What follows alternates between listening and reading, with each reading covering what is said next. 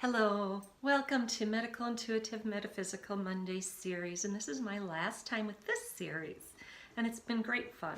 Thank you. Today we're focusing on the seventh chakra of the major chakras on the physical body, and that is our crown chakra. Wisdom, divine wisdom, connection to source energy, to the divine. And look what's underneath there, our brain, the central nervous system, and all those glands. And then the central nervous system is the spinal cord also. So this connects all parts of the body. It's a major player.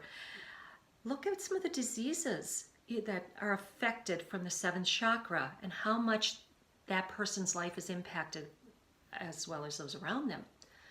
Alzheimer's disease, Parkinson's, MS.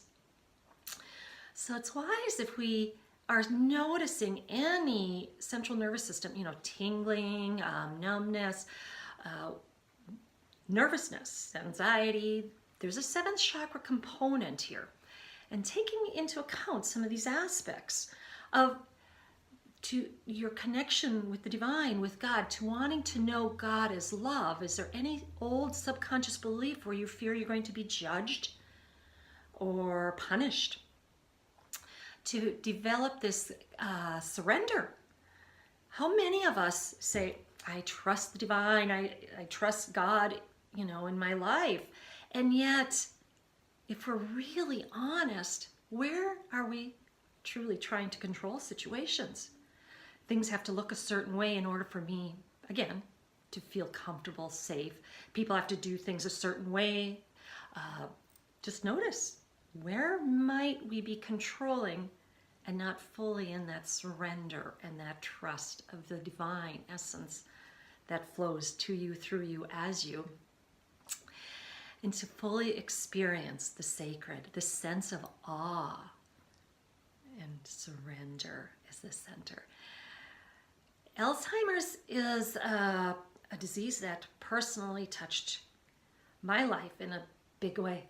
And the thing that I found about Alzheimer's as I researched this metaphysical aspect is that the child within them never got to experience aspects of their childhood, or they're pushed through them. They're pushed through growth phases, okay? And Alzheimer's seems to have become real big during the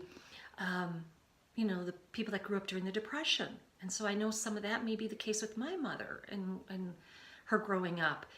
And then there's, of course, the physical. Take into account always, some of the physical that we need to address for the health and healing. And there's a lot of research on the contribution of toxins affecting our brain, especially the heavy metals and so many toxins that we have in today's world versus decades and century ago or so. So looking at those pieces, how else can we bring more energy to our crown chakra? Prayer time and really reflecting this peace and developing this connection of feeling safe and loving and allowing. To sit in gratitude, a lot of gratitude practice really helps. Meditation where we're not intentionally sending anything out, we're just sitting with that peace and allowing the mind of density to settle a little bit and just being with your breath and notice what's there that calms the whole system. I know there's scientific studies that show that, how the central nervous system calms and relaxes with meditation. Another practice for our crown chakra, practicing nonviolence toward all beings.